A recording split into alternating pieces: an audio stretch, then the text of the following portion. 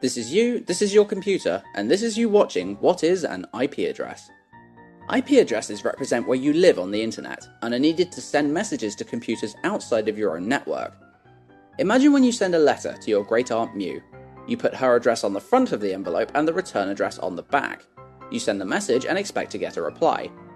This is what is going on with your computer right now as you're watching this, except the destination address of the thousands of messages you're sending every minute is some YouTube server, and the return or source address is the computer in front of you. Just like with house addresses, you won't find two computers connected to the internet with the same address. Somewhat differently though, computers don't use geographical addresses but rather use a string of numbers called an IP address. These IP addresses are how the devices involved in passing the message know who is sending what to whom. Not including a source IP when sending a message over the internet would be like sending a letter with no return address to a complete stranger who has to deal with billions of letters every minute and expect to get a reply. Yeah, good luck with that. So, quick recap. IP addresses are a unique series of numbers which identify computers on the internet. Want to watch YouTube? You need an IP address. Want to send an email? You need an IP address. Want to browse GIFs of adorable cats? You need an IP address. Cool. Moving swiftly on. If you look at an IP address in a bit more detail, you'll notice that it's basically four numbers separated by dots. This particular IP address would be pronounced 192.168.1.1. Using dot or point between the numbers doesn't really matter, it's just personal preference. As mentioned in a previous video, sending information across the network will eventually lead to ones and zeros being transmitted in the form of electrical signals. An IP address has 32 of these ones and zeros.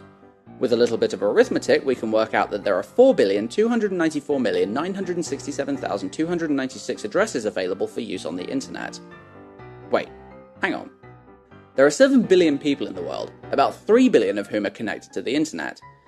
Some of these people will have multiple internet-connected devices, the number of which is going up literally every second. Aren't we running out of addresses? Why yes, we most certainly are. The super amazing techie people realised this problem back in the late 1990s and hence came up with a system to slow down the rate at which IP addresses were being used up. That is called NAT. Imagine a postman standing at your front door. Looking towards the house is like looking at the devices on your home network, and looking out towards the road is like looking out towards the internet. The postman takes 3 letters, one from Alex watching YouTube, one from David sending an email, and one from Jane watching GIFs of adorable cats. The postman sends off these letters and any replies get given to him. He then comes back to the house with the replies and gives them to Alex, David and Jane respectively. Same idea with NAT.